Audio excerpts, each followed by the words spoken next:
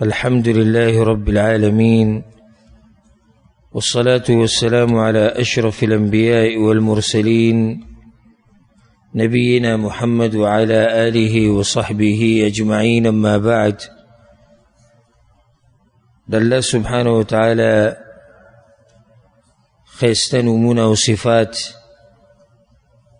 داغي مبارك دا مبارك درسنو او تقريبا لسنمنا الله سبحانه وتعالى بيان شيو اخرنينم چه داغي مبارك خبر روانوا نو الله سبحانه وتعالى يونم دي الكريم اغا سخی ذات تویلکی چه داغا لاسون پراخی او داغا ورکڑ عامی طولو تا او دا دیو بارکی خط تفصیل چه داغا پترسیوی درس کی شیو یولسم نم دا اللہ سبحانه وتعالی دے الودود، اور اللہ سبحانہ وتعالی بسورة ہود کی وی دلیل بدی بانی دادے ان ربی رحیم ودود، یقینا زمان رب مہربان دے او ودود دے. ودود معنی تا ذکر کوما قول پی دلیل. وسورة البروج کے اللہ سبحانہ وتعالی وی وهو الغفور الودود ذو العرش المجید. اللہ بخون کے دے ودود دے.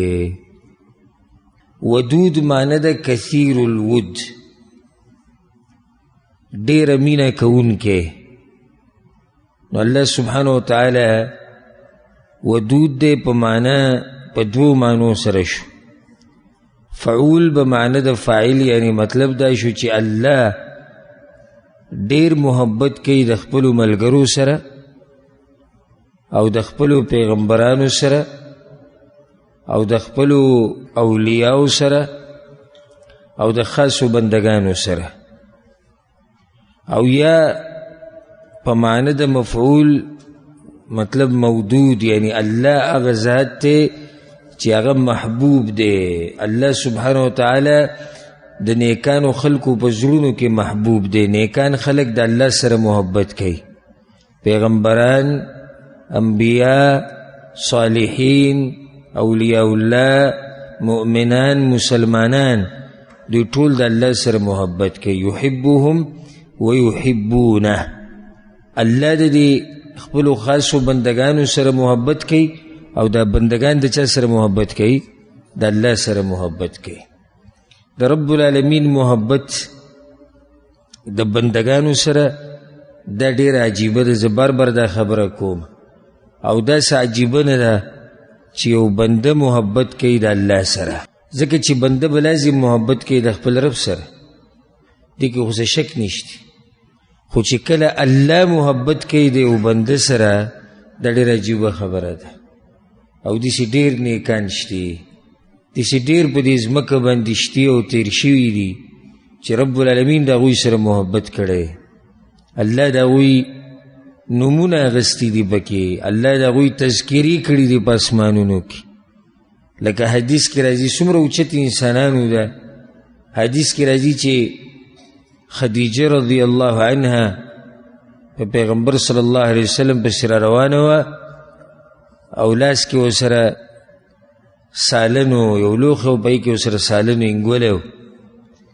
نو جبریل علیہ السلام را او پیغمبر صلی اللہ علیہ وسلم تیویوی دا خدیجہ در روان دا بتا پس فاقرئها من ربها السلام. نو دا اللہ را طرف نبی سلام ہوا ازدکی چی اللہ را تیویلی دی جتو تا سلام ہوا او بیا پا جنت کی دی کور زیر ورلورک. نو دا سمر اوچتی انسانانو چی اللہ سبحانہ وتعالی دا غوی تذکرہ کری دا او دا غوی نومی آغستے دے. کل چی پیغمبر صلی اللہ علیہ وسلم ابی بن کعب رضی اللہ عنہ توی وی تدا سورة البینہ وورا وما توی وی اللہ را تویلی دی.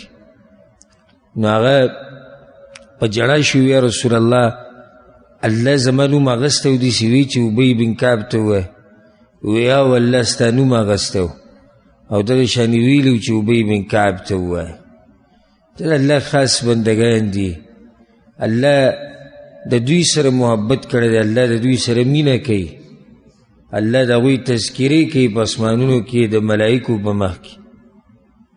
په قرآن کریم کې چې کله انسان د پیغمبرانو د تذکره واوري او الله سبحانه وتعالی د یو بنده او د یو کمزوري انسان په باره کې د الفاظ وایي نعم العبد انه اواب، یقینا زمونږ ډېر ښه بنده و الله وایي. ایوب علیه السلام په باره کې، نورو پیغمبرانو په باره کې. نو چې رب العالمین د یو بنده په باره کې وایي نعم العبد، زمونږ ډېر ښه بنده و. دا تزکیه څومره اوچته تزکیه ده. دا مخلوق په دې تزکیو پسې ګرځي که نه، چېرته مشهور سړی، چېرته یو اوچت عالم په یو پاڼه باندې ولیکي چې او زه دا پلانی پیژنمه، دا ډېر ښه سړی دی، نو د هغه په مخې ته ډېر کار روان شي. په ډېرو ادارو کې بیا هغه دا پاڼه ښیي چې ماله پلانی مولوي صاحب، پلانی شیخ صاحب، پلانی وزیر اعظم او پلانی مالداره ماله تزکیه را کړې ده چې او دا سړی زه پیژنمه، دا ډېر ښه سړی دی. نو چې کله الله ووایي چې دا پلانی بنده زما ډېر ښه بنده دی، دا څومره اوچته تزکیه ده او څومره اوچت صفت دی، او دا انسان د څومره لویو نعمتونو نه الله دته ورکړي دي. نو الودود کثیر الود، ډېر مینه کوونکی. د الله سبحانه وتعالی مینه د خپلو نیکانو بندګانو سره خو واضحه ده چې څومره محبت کوي د هغوی سره، په هر مصیبت کې د هغوی مرستې کوي، د دشمن په مقابله کې د هغوی مرسته کوي، په هغوی باندې رحمتونه راوروي. خو د الله سبحانه وتعالی محبت دومره ډېر دی چې د ګناهګارو سره هم دی، او هغه داسې چې د ګناهونه هغوی له بخي، د هغوی په توبه ویستو باندې خوشحالېږي. وهو الغفور الودود. ګوره د غفور سره ودود نوم راوړو. الله ډېره بخانه کوونکی دی او الله ودود دی، ډېره مینه کوونکی دی. نو دا بخانه چې ډېره کوي دا هم د دې د لاسه ډېره کوي چې الله سبحانه وتعالی مینه کوونکی دی. او که الله مینه نه کولی د دې انسانانو سره او د دې ګناهګارو سره، نو بیا به له ګناهونه نه وی بخلی. زما او ستا په توبه باندې هغه دومره خوشحالي. حدیث کې راځي چې یو سړی په شړ میدان او په شړ ځمکه کې روان او سورلی ورسره وه، په هغې باندې خوراک څښاک، هغه سورلی یې دنه ورکه شو.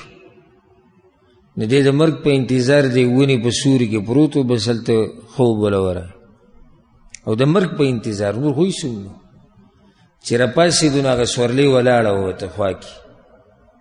نو د ډېرې خوشحالۍ نه خطا شو، وی اللهم انت عبدي وانا ربک، یا الله ته زما بنده او زه ستا رب یم. د ډېرې اخطأ من شدت الفرح، د ډېرې خوشحالۍ نه خطا شو. پیغمبر صلی الله علیه وسلم وی دا سړی چې په دې سورلۍ ملاوېدو باندې څومره خوشحاله شوی دی، الله د دې نه زیات خوشحالېږي په دې چې یو انسان توبه وباسي او ګناهونه پرېږدي او الله ته واپس شي. دا د الله محبت دی. ان الله ته پکې څه فایده ده؟ څه فایده شته؟ ما او ته چې د ګناهونو نه توبه وباسو، ګناهونه پرېږدو، الله ته څه فایده نشته. او ما او ته که ګناهونه کوو نو الله ته څه نقصان نشته.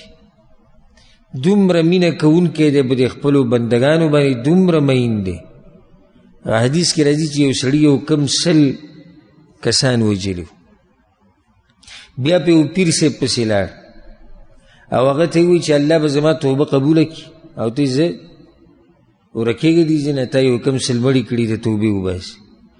یو ډېرو غصې نه هغه هم مړ کړو، 100 یې کړو. بیا په یو عالم پسې لاړ چې هغه په دین باندې پوه او هغه ته یې دا ووایي، هغه ورته واو الله ستا توبه قبلوي. خو ته داسې کار وکړه چې د خپل کلی پرېږده. وجه دا دی چې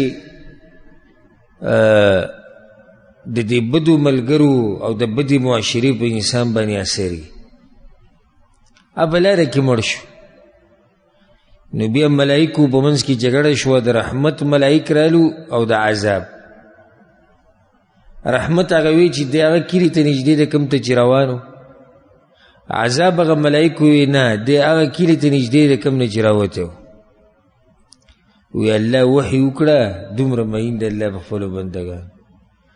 وی الله وحي وکړه هغه ځمکې ته د کوم نه چې راوتی و چې انت بعدي لرې شي، او هغه ته وحي وکړه کومې ته چې روانو وي ته رانږدې شي. نو بیا د دې ملایکو په منځ کې فیصله په دې وشوه چې دا ځای به وګورو، کم لرې دی کم نږدې دی، حساب به وکړو. نو کله چې هغوی حساب وکړو نو هغه ځمکه نږدې وه کوم ته چې روان و. یو حدیث کې راځي وایي یو لیش ورته نږدې و، بس فرق دې ځمکې کې کې یو لیش، هغه ځمکه ورته الله لږ رانږدې کړه، بس یو لیش دی هغې ته زیات نږدې و. نو د عذاب هغه ملائک ته لرې شي. رب العالمین دومره مینه کوونکی ذات دی.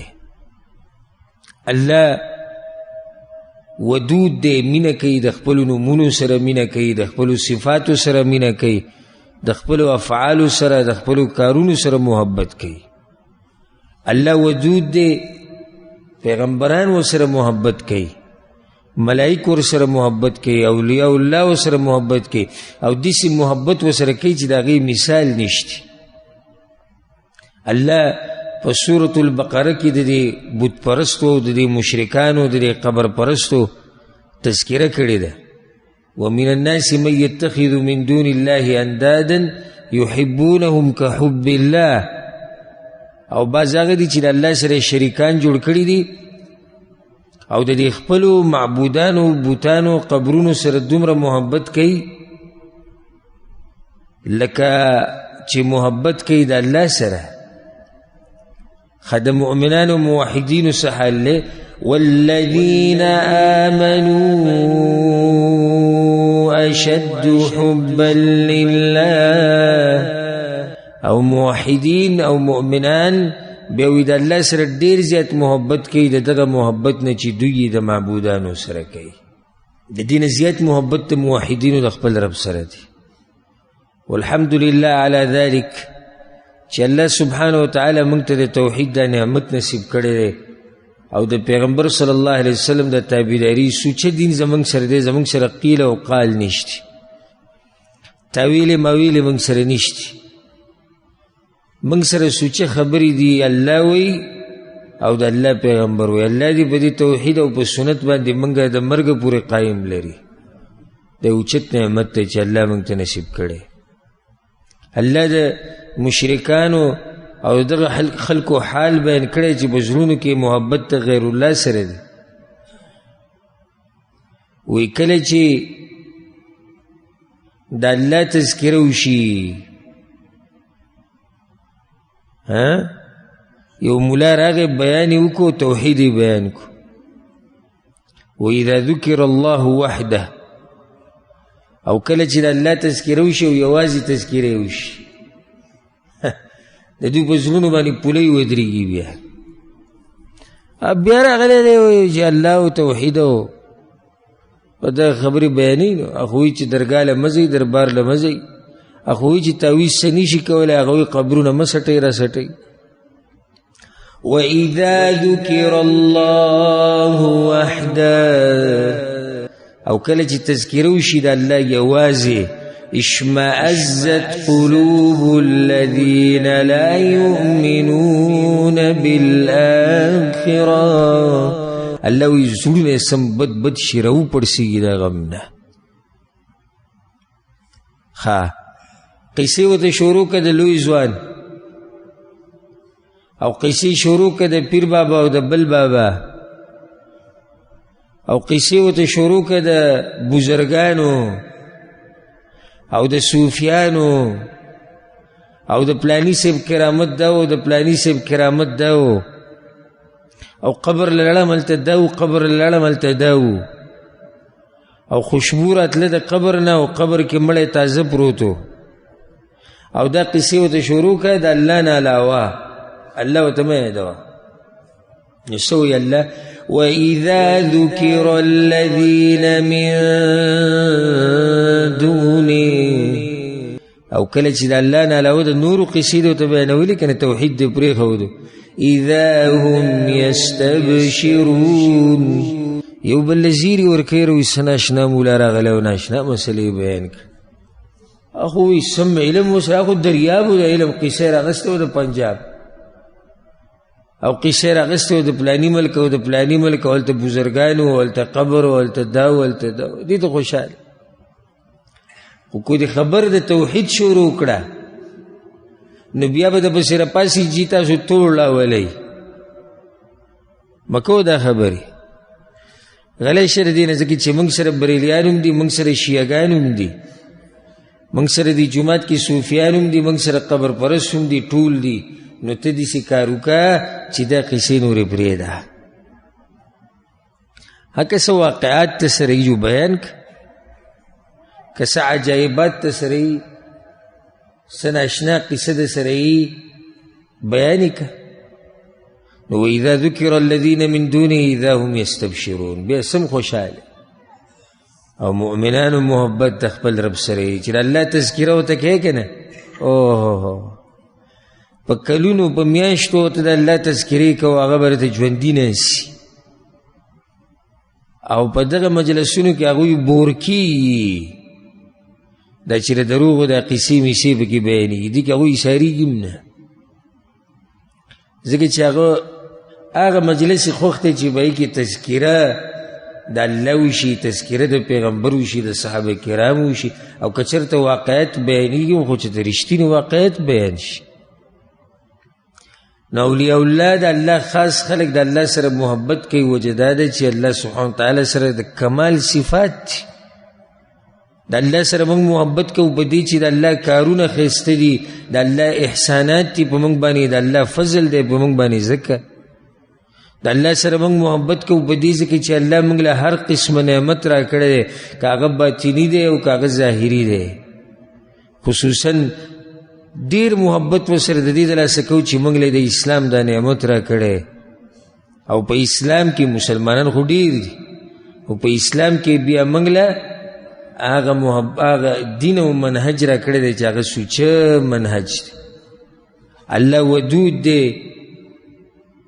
معنی د دې دام ده دا په خبره به کوم دننه پرته ده چې الله د بندګانو په دې زړونو کې محبت اچولی دی د خپلو ملګرو سره د دې نیکانو خلکو سره او د دې علماو سره چې دا خلک محبت کوي دا ولې ورسره دا محبت کوي خو الله دا محبت د هغوی په زړونو کې اچولی دی حدیث کې دا راځي چې کله الله د چا سره محبت وکړي نو جبریل ته آواز وکړي څه ورته ووایي زه د پلاني سره محبت کوم ته ورسره هم کوه بیا جبریل علیه السلام په اسمانونو کې اعلان وکړي واورې وي الله ګوره د پلاني سره محبت کوي تاسو ورسره هم کوئ ثم یوضع له القبول فی الارض نو بیا په ځمکه کې خلک د هغه سره محبت کوي نیکان خلک یادوم د نیکان خلکو محبت معتبر دی که اوس څوک دا ووایي چې د انډیا د ډمانو سره هم خلک ډېر محبت کوي خو هغه څوک چې ورسره محبت کوي هغه هم ډمان دي د هغوی په شان نو د هغوی محبت له اعتبار نشتی موږ محبت یادو د درنو خلکو د مؤمنانو محبت چې د چا سره ډېري نو دا محبت په زړونو کې چا اچولی دی الله سبحانه وتعالی اچولی د دې نوم په باره کې دغه تفصیل کافي و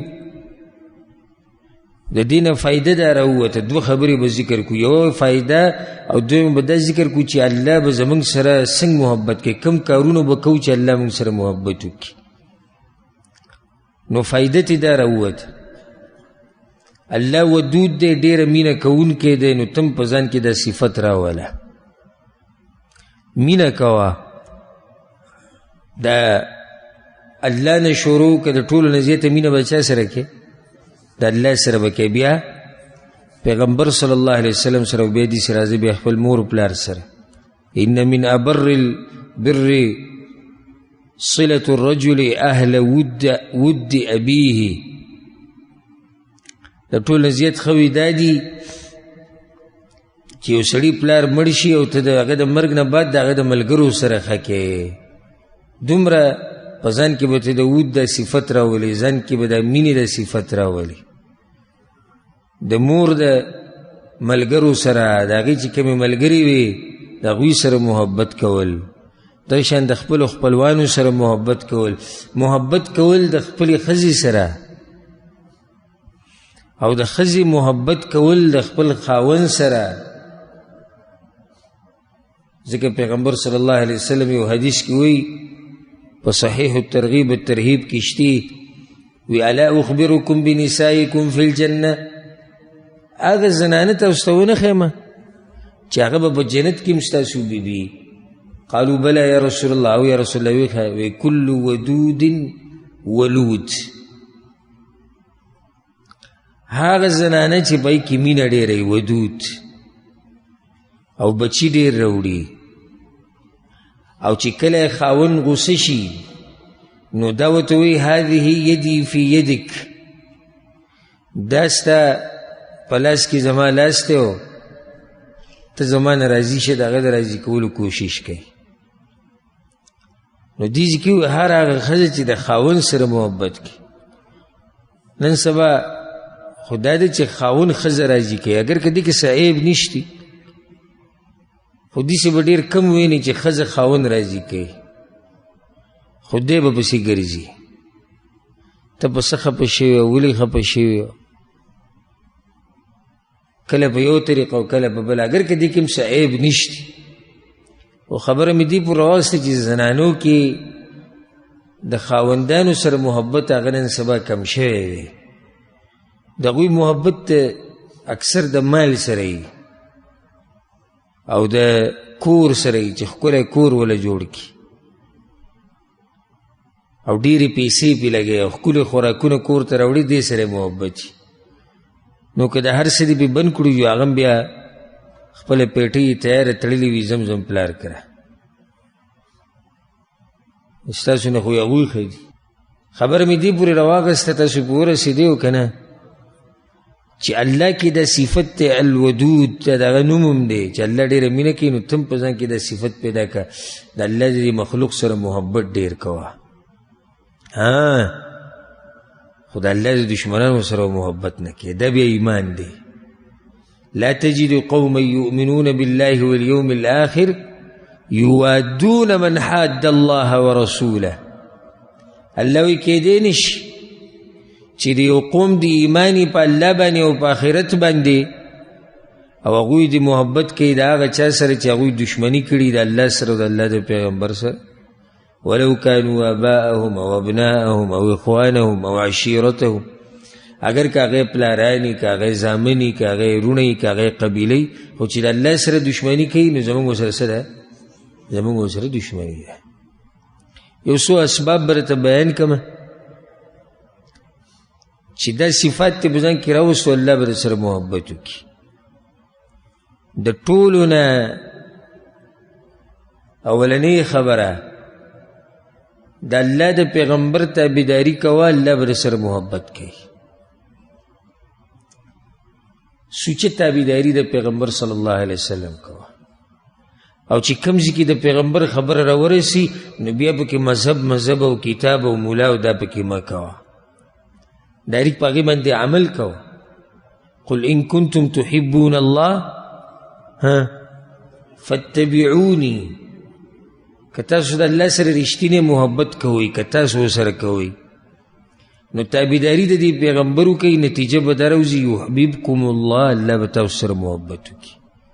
که تاسو دا غواړئ چې الله موږ سره محبت وکړي نو بیا به تاسو دا کار کوئ چې د پیغمبر په نقش قدم به ځئ. دویم، د قرآن تلاوت ډېر کول او په قرآن کې سوچ او فکر کول، دې انسان سره الله محبت کوي. زه به مختصر ذکر کوم چې وخت ډېر نشته. دریم، نفلی منځونه ډېر کول. حدیث کې درجه حدیث قدسی دی، الله سبحانه وتعالی وی چې کله زما بنده نفلی منځونه ډېر کوي نو زه ورسره محبت کوم. څلورم، توبه ویسته د ګناهونو نه. پنځم، ځان پاک ساتل د هر قسمه ګندګۍ نه، که هغه د شرک ګندګي ده معنوي او کاغه ظاهري ګندګي ده، صفا کپړې اچول، صفا سوتره ګرځېده، الله د دې انسانانو سره محبت کوي. ان الله يحب التوابین ويحب المتطهرین، الله محبت کوي د هغو سره چې صفا سوتره ګرځي.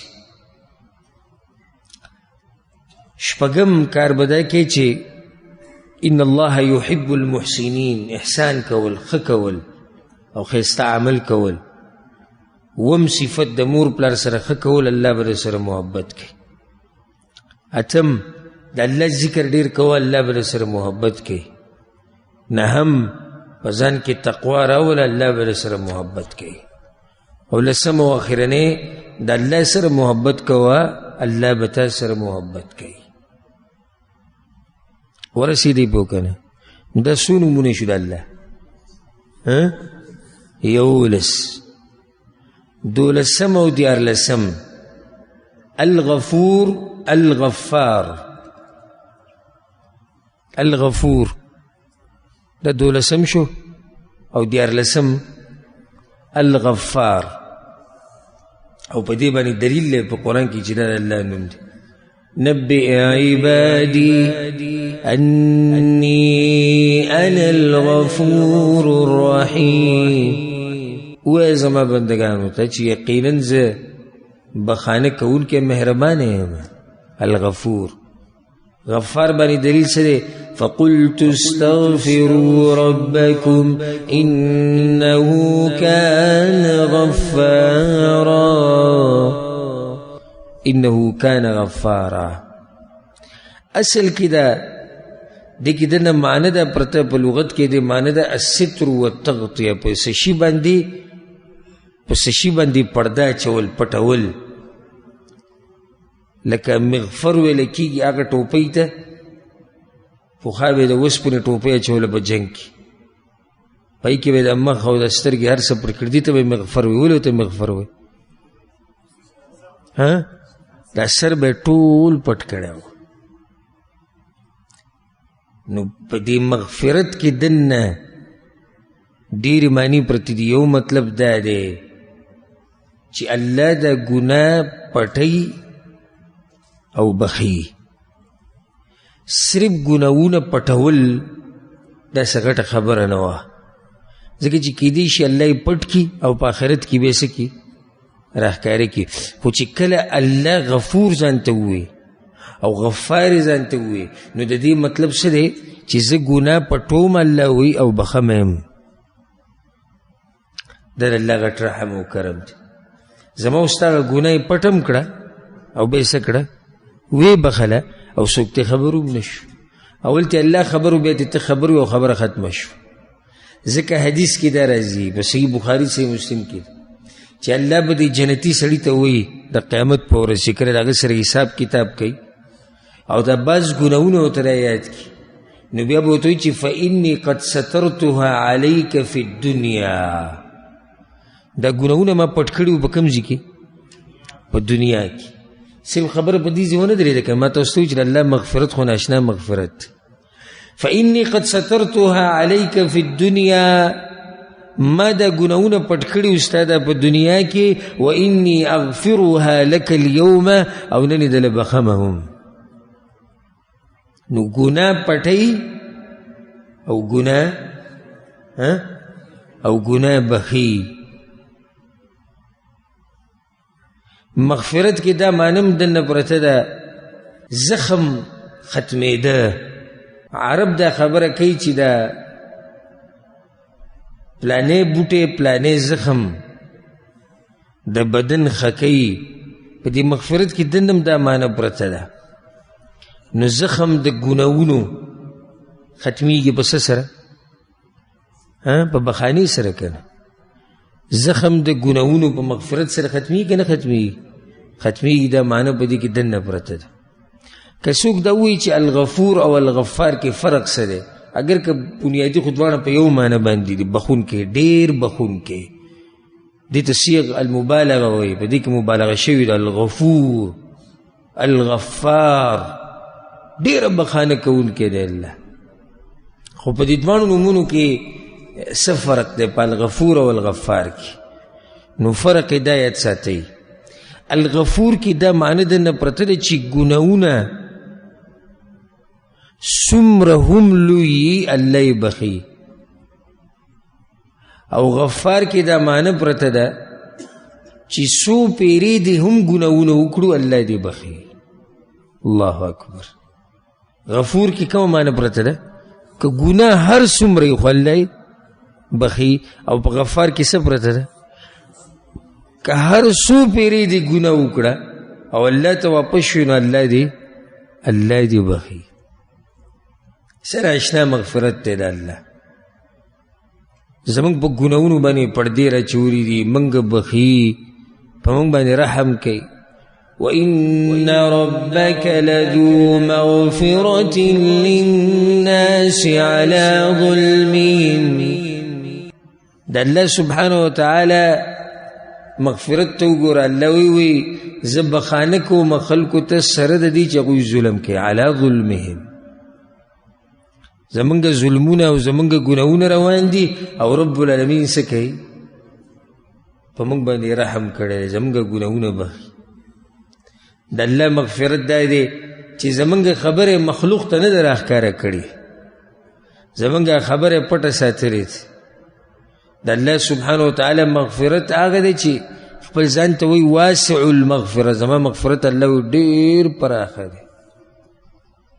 د الله سبحانه وتعالی مغفرت هغه دی چې کله الله بخي نو دې ته نه ګوري چې څو ګناهونه دي، او چې کله الله بخي نو دې ته نه ګوري چې څومره ګناه ده. حدیث کې دا راځي، په سنن ترمذي کې دا حدیث دی، پیغمبر صلی الله علیه وسلم وی ان تغفر اللهم تغفر جما وأي عبد لك لا ألما. یالله چې ته بخې نو بیا خو ډېر زیات بخې، ستا بخانه خو بیا ناشنا بخانت. او د الله سبحانه وتعالی بخانه عام اعلان الله کړی دی، عام اعلان. واوره دا اعلان قل يا عبادي الذين أشرفوا على أنفسهم. اے پیغمبر اعلان وکا زما دې بندگانو ته هغو ته چې د خپل ځانونو سره ظلم کړی. دا خبره که په دې باندې ودرېږي نو انسان ډېر سخت یېرېږي چې یاره ګوره څه اعلان به یې د دې ګناهګارو دپاره. خو الله څه وایي لا تقنطوا من رحمة الله. من امیده کېږئ د الله د رحمت نه. الله به رحم وکړي. تاسو زیاتی کړی د ځانونو سره ګناهونه هم کړي، الله به درباندې رحم وکړي. خو سړی چې زما سید الله به رحم وکړي، خو ما شرک کړی دی، وبه بخي. الله څه وایي ان الله یغفر الذنوب جمیعا. دا شرک دی ته بخي نه، نو ما خو پردې حق خوړلی. ان الله یغفر الذنوب جمیعا. او په جړا شو ما خو قتل کړی دی. ان الله یغفر الذنوب جمیعا. الله به ما وبخي، ما خو به پټ پټ دا غلط فلمونه کتل په فیسبوک کې او په موبایلو کې، او تصویران به مې کتل د جنکو. ان الله یغفر الذنوب جمیعا. ما خو دروغ ویلی دي، دوکې مې ورکړي دي، ما خو کنزلی کړي دي، مزغ غیبتونه کړي دي. ان الله یغفر الذنوب جمیعا. ما خو د اوسه پورې ګیره خریلې ده، ما خو به ګیره وړه کوله په دې ګناه کې اخته ومه، الله به وبخي. ان الله یغفر الذنوب جمیعا. ما خو د لوڼو حق نه ادا کړی، وسی ورکم الله ما وبخي. ان الله یغفر الذنوب جمیعا. ته به کومه ګناه یاد کړي چې هغه به په دې جمیع ټکي کې دننه نه راځي. ان الله یغفر الذنوب جمیعا ډېر د خوشحالۍ آیت دی. ان الله یغفر الذنوب جميعا، الله دا ټول ګناونه بخي. لپاره شرطونه چې ته د زړه د کومې نه الله ته واپس شې او بیا دا ګناه ونه کې او په زړه کې دې په خیر راځي چې دا ګناه به بیا نه کومه او پښیمانې په زوړ ژوند باندې علی الله توبې قبلی او ګناهونه بخي. دا نه چې تاسې ټوغې ټقالې کې لاس اوچت کړي یا الله توبه ده او بیا جومات په دروازه باندې وځي او هر قسمه ګناهونه کوي. دا توبې نه، د توبې نه مراد هغه توبه ده چې هغه د زړه د کومې نه وي، رښتینې توبه الله یې قبلی. نو هغه مهربانه باچا دی، مهربانه باچا چې عام اعلان یې کړی. یو حدیث کې راځي، صحیح حدیث دی، شیخ البانی صحیح کړی، وی شیطان دا وی چې وعزتک یا رب، یا الله ستا په عزت قسم خورم، وی زه به ستا دا بندگان ګمراه کومه ما دامت ارواحهم فی اجسادهم، چې څو پورې د دوی دا ساګانې د دوی په بدنونو کې نو زه به په دوی پورې ختمه دوی به ګمراه کوم. الله ورته وایي واوره وعزتي وجلالي، زم قسم خورم په خپل عزت باندې او په خپل شان او مقام باندې لا ازال اغفر لهم ما استغفروني، زبه هم بخم چې کلم دوی زمانه بخانه واړي، چې کله هم دوی بخانه واړي الله وی زبه بخمه. سوی د رب العالمین خو ناشنا مهربانی ده. سوی دغه غفور رب دا خبر ووري وربك الغفور ذو الرحمة، او رب ستا بخون کے مہربان دے. سنگا لو يؤاخذهم بما كسبوا، وی کچرته ما د انسانانو او د مخلوق را نیوی کنه په هر خبره باندې او هر وخت لعجل لهم العذاب، ډېر زر به په دوی باندې عذاب راغلی. دا د الله مهرباني ده چې ګوره موږ یکدم نه رانیسي. بل لهم موعد لن یجدوا من دونه موئلا. الله وی نه نه نه نه، د هرې خبرې یو وخت یا به راځي او بیا به پته ولګي او په هغه ټیم کې بیا د تېښتې لار نشته. دا د الله مهرباني ده چې موږ یکدم نه رانیسي. دا هغه مغفرت ته چې ما تاسو ته بیانو چې د الله فراخه مغفرت. وإني لغفار لمن تاب وآمن وعمل صالحا. الله وی زه بخمه هر هغه چاته ګناهونه چې توبه وباسي او نیک اعمال شروع کړي. زه به تاسو ته د الله د مغفرت مبارک کیسه وایم او دا واوره د حدیث.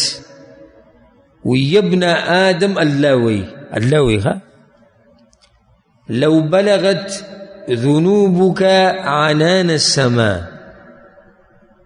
کچرته ستا دا ګناهونه ورسي اسمان ته، ثم استغفرتني غفرت لك ولا ابالي، او بیا دې زمانه بخانه وخته زه به د هغه ټول ګناهونه وبخم او هېڅ پروا مې نشته اسمانه پورې. ها یا ابن آدم، ای د آدم بچیه، لو اتیتنی بقراب الارض خطایا، د ځمکې د ډکوالي په اندازه که ته ما پسې ګناهونه راوړې که نه، دومره ګناهونه الله وایي د قیامت په ورځ راوړي لکه د ځمکه چې ټوله ډکه شي. ثم لقیتنی لا تشرک بی شیئا، خو په داسې حال کې ما سره ملاو شي چې شرک دې نه کړی، لاتیتک بقرابها مغفره، زه به د حق د ګناهونو په اندازه باندې بخانه درکمه. یو سړی ډکه ځمکه ګناهونه راوالي او الله ته مخامخ شي او صرف د توحید د لاسه چې شرک یې نه دی کړی، رب العالمین به ورته هغه هر څه وبخي. ما تاسو ته تېر شوي درس کې د الله د کرم او د رحم او د مغفرت خبره کړې وه چې الله صرف د ګناهونه بخي نه بلکې څه کوي، په نیکیانو کې بدلوي. فاولئک یبدل الله سیئاتهم حسنات. الله اکبر. د الله د بخاني به زه تاسو ته ښیم د الله د مغفرت په صحیح بخاري کې حدیث دی اذا اراد عبدي ان يعمل سیئة الله ملائکو ته وایي ښه اکم ملائک چې لیکل کې الله هغو ته وایي ویې زما بنده که چېرته اراده وکړي د ګناه فلا تکتبوها علیه نو د ګناه زر مه لیکئ دا ګناه حتی یعملها تر دې چې وی کې تشي ارادې د ګناهونو دا بوله نه لیکئ ګورئ فاذا عملها او چې کله دا ګناه وکړه نو بیا بله دومره لیکئ لکه څومره چې دا ګناه د ډېروئ به نه او که چېرته دې د ګناه زما دپاره پرېږدي فاکتبوها له حسنه نو د ګناه پرېښودلو هم یو نیکي ولیکئ د الله د مغفرت به زه تاسو ته شوی یم یو حدیث کې دا راځي چې الله دې ملایکو ته وایي دا کرامن کاتبین چې دي وایي زما بنده چې کله ګناه وکړي نو تعدي مه کوئ لږ ټیم وله ورکوئ څه کوئ لږ ټیم وله ورکوئ که دې د دې ګناه نه واپس شي نو بیا وله هېڅ مه لیکئ او که نه په هغې ولاړي نو بیا وله یو ګناه ولیکئ صرف یوه ډېره به وله نه لیکئ الله وایي فایده سره ووته د دې نوم چې الله یو نوم دی غفار او بل دی غفور فایده در ووته چې موږ ته پته ده چې الله سبحانه وتعالی دومره مهربان او بخونکی ذات دی نو بیا تې بخانه ولې نه غواړې ولې استغفار ډېر نه وی الله سبحانه وتعالی د نیکانو مؤمنانو متقیانو صفات بیان کړي دي چې الله به دوی له جنت ورکوي په جنت کې به چینی او په جنت کې به دای او دا یا الله ولې وی كانوا قليلا من الليل ما يهجعون د شپې به ډېر لږ پرېوتو وی یو نن سبا چې مزدورۍ نه راشي پرېوځي سهار که ډیوټي لګېلیټي وي سهار مونځ پکې هم لاړ که وختي وي بیا منزل هم راپاسي دا لا ښه سړی دی چې سهار منزله جمې له رامنډې وهي او په آخري صف کې ولاړ او سترګې مږي رامږي دا پکې ښه سړی دی كانوا قليلا من الليل ما يهجعون وبالأسحار هم يستغفرون او د پېشمني په دې ټیم کې وي دوی د الله نه بخانې به غوښتې الله وبخل نو د الله نه بخانه ډېره زیاته غواړئ الله د مؤمنانو صفت ذکر کړی دی والذین اذا فعلوا فاحشه او ظلموا انفسهم کله چې د دې مؤمنانو نه غلطي وشي څه ګناه تې وشي ګناه خو د هر چا نه کېږي ذکروا الله الله ورته رایاد شي الله را یادېدو څه مطلب دی ویریږي د الله نه چېرې یو رب دی هغه به زما نه تپوس کړي ذکروا الله الله را یاد شو هسې را یاد نه شو بیا څه وایي فاستغفروا لذنوبهم نو بیا د خپلو ګناهونو دپاره بخانه وغواړي او لازم به د هغه نه غواړي الله څه وایي ومن یغفر الذنوب الا الله او څوک دی د الله نه علاوه چې ګناهونه وبخي خبر څوک شته هم نه چې ته ورته ووایې که لازم به هغه ته ولم یصروا علی ما فعلوا دغه توبه ده ما تاسو ته وي چې دوی نه چې کوم ګناهونه شوي دي بیا په هغې همیشوالی نه کوي ګناهونه ختم شي پرېږدي نو دا د الله سویم نوم شو 12 او 14 الغفور الغفار 14 نوم د الله العزیز وَإِنَّ رَبَّكَ لَهُوَ الْعَزِيزُ الرَّحِيمُ یقینا رب ستا زورور دی او رحم کوونکی دی العزیز نوم خو په قرآن کې ډېر زیات دی ستاسو مخې ته به بار بار تیر شوی عزیز کې دنده ډېرې معنی پرتې دي په عزیز کې یو معنی دا ده زورور غالبه چې په بل باندې غالبه دی لکه هغه دوه کسان راغلي وو که نه په داود علیه السلام پسې فیصلې له وی زما سره یو ګډه ده او ده سره څو دي؟ یو کم سل دي او دی زما هغه یو هم غواړي. فقال اکفلنیها وعزنی فی الخطاب، او ضرور شی دی په ما باندې په خبرو کې. وعزنی، عزیز. نو په دې کې د یو معنی پرته دی چې زورور دی په بل باندې. الله سبحانه وتعالی زورور دی په هر چا باندې، غالب دی په هر چا باندې. په دې عزیز کې د نه معنی پرته قدرمن. عزیز هغه چاته ویل کېږي چې صحیح قدرمني، لکه څنګه چې دغه وي عبدالله بن ابی بن سلول منافق چې کله چې زه مدینې ته لاړ شم لیخرجن الاعز منها الاذل، نو دا عزتمن به تې دا ذلیله وباسي. ځان ته عزتمن وي او پیغمبر صلی الله علیه وسلم ته والعیاذ بالله ذلیله وي، نو په دې عزیز کې دنه معنی پرته د عزتمن قدرمن. نو الله عزتمن او قدرمن په عزیز کې دا معنی پرته ده هغه شی چې د هغې په شان بل نه وي، هغه شی چې د هغې په شان بل نه وي. لکه الله څه وایي؟ وانه لکتاب عزیز، او دا کتاب عزیز دی د قرآن، یعنی د دې په شان بل کتاب نشتی. نو د الله په شان ذات هم نشتی. عزیز کې دا معنی پرته ده چې بل له عزت ورکوي. نو رب العالمین هغه ذات دی چې مؤمنانو له خپلو ملګرو له عزت ورکړی. دا ټولې معنی د په دې نوم کې دي او دا ټول د الله صفات دي. ګوره الله غالب دی په هر چا باندې، الله عزتمن او قدرمن دی، الله زورور دی، الله په شان بل څوک نشتی. الله خپلو ملګرو له عزت ورکوي او خپلو دشمنانو له ذلت ورکوي. په دې کې د نه رالیکه رانلي، بلکې عزت ټول د الله دی. الله اکبر. د هغه نه عزتمن څوک شتي نه. په سورة یونس کې الله وایي ان العزة لله جمیعا. عزت ټول چا سره دی؟ ټول د الله سره دی. او که ته دا غواړې چې عزتمن شي، که ته دا غواړې چې عزتمن شي، نو بیا به دغه رب سره رابطه ساتي. قل اللهم مالک الملک، یا الله ته د باچایانو باچای. تؤتي الملک من تشاء وتنزع الملک ممن تشاء. دا د الله هغه زور دی.